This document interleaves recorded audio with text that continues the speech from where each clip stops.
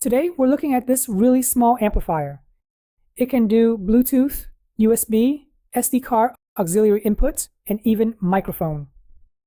On the front, there's the on and off button, treble knob, bass knob, and microphone volume. This button cycles through the mode from Bluetooth, USB, micro SD card, and even FM radio. Change to the previous song, play, pause, forward song, repeat, and the volume knob. Here's the microphone input. For size comparison, we got the $5 bill. So yeah, it's just a little bit bigger than a bill in terms of width and height. Here's the side. Again, it's about the size of a $5 bill. On the back, you got the audio input. This is the FM antenna that is included in the package. You can output to any speaker using this standard press and let go terminal. Very interesting, the amplifier can power on with DC input, 12 volts, 5 amps. Myself, I'm using regular AC power cord. You can feed AC power between 90 and 240 volts. The box is very basic. There's nothing fancy about it, it's just like a regular electrical box. Here it is compared to a normal regular size amplifier. This one is huge and can certainly handle a lot of inputs.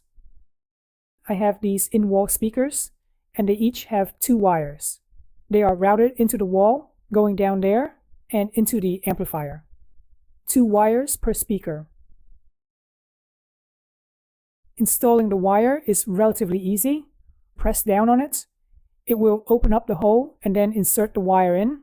Once you let go, the spring will tighten down so there's no way for the wires to wiggle out. With all the wires in place, let's plug in the AC cord. You should always turn the volume all the way down before turning on the power.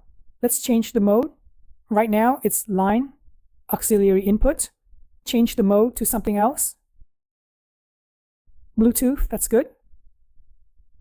Radio FM. Back to line auxiliary.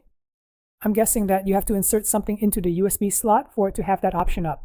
For now, we'll just go back to Bluetooth. By the way, if this video is helpful, please consider subscribing and liking the video. This lets YouTube know my video is indeed helpful and will recommend to others like yourself. Included in the package is the manual and remote control. It uses 2 AAA batteries. This is the FM wire that you plug in the back. I won't be using FM, so I won't be using it. The manual is extremely basic. There is not much to it. You can figure things out by pushing buttons. To play music via the SD card, it has to be FAT32 file format. If you use any other file system, it will not work. Once you pop it in, it will automatically start to play. These buttons control the SD card as well. They work as when we were in Bluetooth mode. Strangely, there is no shuffle button, and that's a shame, right? Because you definitely don't want to hear the same music over and over again in the same sequence. That would be torturous.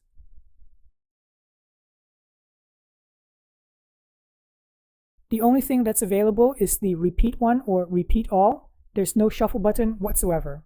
Hopefully that can be changed in future revision of this amplifier. The remote itself is very basic. I have no idea what the numbers are for right here. For now, all I need is the play button, forward, back, volume up, volume down, and mute. Too bad on the remote there's no shuffle option as well. Luckily, there is a shuffle option in the VLC app that I am using to play music on my phone. Alright, hopefully you found this video helpful. I really appreciate you guys subscribing to my channel, liking this video, and thanks for watching.